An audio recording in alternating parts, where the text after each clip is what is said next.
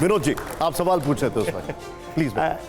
नहीं, वो वैसे साहब आप इस मुगालते में मत रहे कि आपको हमने मौलाना साहब से कंपेयर किया। नहीं, मैं बिल्कुल नहीं हूँ। कॉन्टेक्स्ट था। नहीं सर, मैं बिल्कुल नहीं हूँ। मैं अपनी हैसियत को जानता हूँ और मुझे कोई शर्मिंदगी नहीं है इस बात का इकरार करने में कि सिर्फ मौलाना आज़ाद नहीं बल्कि जौहर बरदरान हो, अल्लामा फजल खैराबादी हो, ये हमारे तमाम मुजाहिदीन आज़ादी रहे हैं। और फिर उसके बाद जितने बड़े बड़े मुसलमान एमपीज भी रहे हैं, मैं इनके पैरों की धूल भी नहीं हूं। कभी भी मैंने ये इस नज़र से नहीं देखा। आप और बनात वाला साहब, हम पार्लियामेंट देखते रहे हैं। हाँ, आप लोगों की तकरीरें जो होती थी उसमें कहीं एक गलती कोई नहीं निकाल सकता था जहां तक अपने मुल्क से मोहब्बत की बात थी। हम इसलिए आपको बोल रहे थे कि आप नेशनलिस्ट मुस्लिम हैं, क्योंकि मुस्लिम लीग मैं डिसएग्री करता हूं।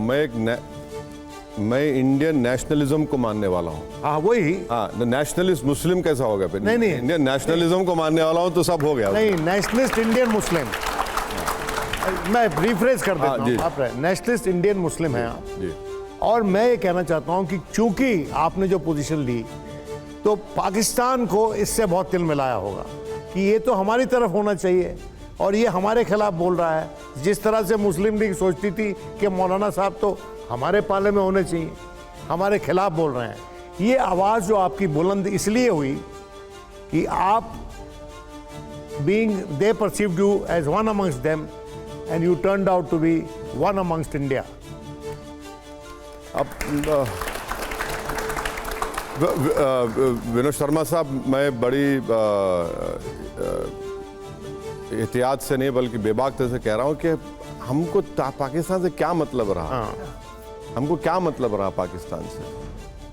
हम 1947 में हमारे बुजुर्गों ने फैसला ले लिया। हम उस टू नेशन थियोरी को हमने रिजेक्ट किया। हमने जिन्ना को अपना लीडर माना नहीं। और ये बात इन नौजवानों को समझाने की ज़रूरत है। आप बुजुर्ग एग्री करेंगे कि जिन्ना को जिन्होंने वोट डाला था ना, उस ज़माने में हर यूनिवर्सल सफरेज नहीं था। हर हिंदू मुसलमान वोट नहीं डाल सकता था। सिर्फ वही वोट डाल सकते थे जो इनकम टैक्स देते थे या नवाब थे या जागीरदार थे। तो उन्होंने वोट डाला जिन्ना को, जो आम मुसलमान थे हमारे बुजुर्गों की तरह, उन्होंने तो कभी एक्सेप्ट ही नहीं किया, उसको माना ही नहीं। तो अब उसमें हमको क्या करना है? ओवैसी साहब, पाकिस्तान की हम जिक्र कर रहे हैं तो एक और चीज़ बड़ी जो हमने ऑब्जर्व की, उनकी जो मिसाइलों के नाम हैं वो उनकी फितरत बताती है। एक छोटी सी लिस्ट है, मैं आपको बताता हूँ।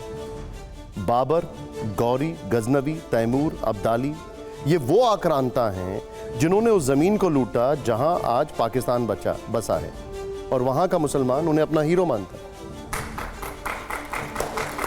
तो नाम कुछ भी रख लो आप, असल आपका नाम रखने से क्या हुआ? क्या आपने पाकिस्तान में गरीबी का खात्मा कर दिया? कितने लोगों का आपने सतह गुर्बत से निकाला?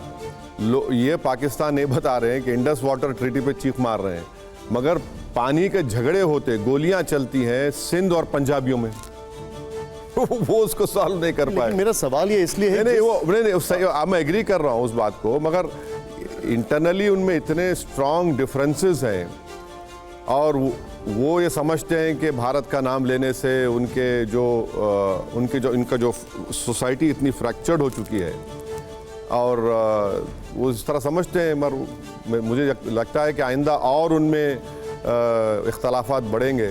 कोई अपने इलेक्टेड प्राइम मिनिस्टर को जेल में डालता है? बताइए आप।